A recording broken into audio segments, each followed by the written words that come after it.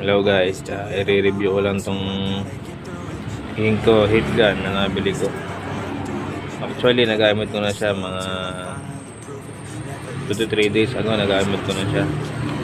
Ayan. At ganda niyang gamitin para sa business ko na tinting shop.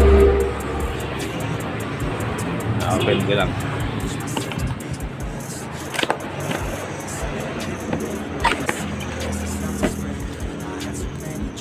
User manual.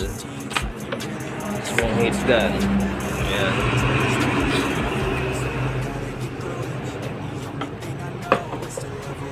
And yung mga nozzle niya. Ayan.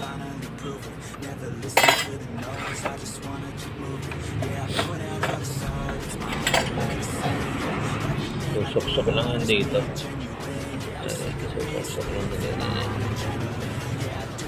Ganyan lang siya.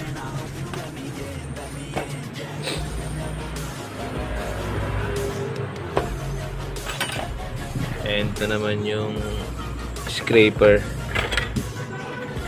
Ayan. Ayan, ito lang gagawin. Tawagan ko lang.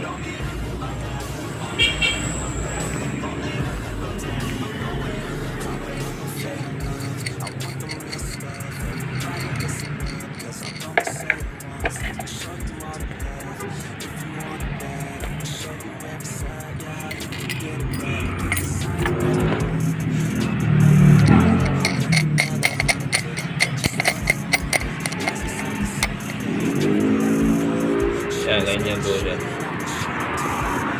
Pang i-scrape mo siya ng mga sticker o ng pagka initan mo lang.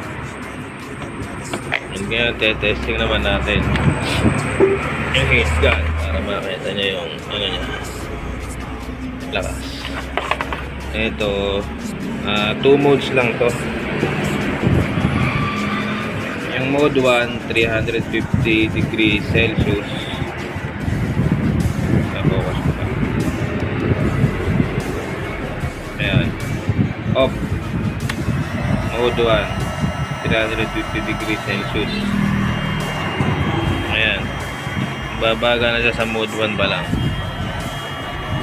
Tapos mode 2 550 degrees Celsius naman yung mode 2. Ayan.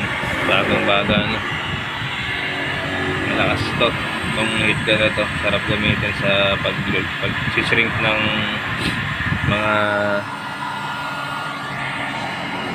sa pag-shrink ng window film. Ayan.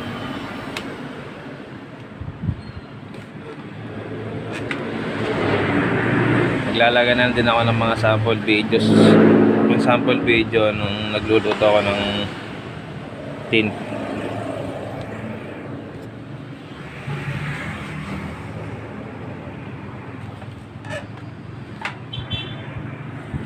Throw your hands up if you with it.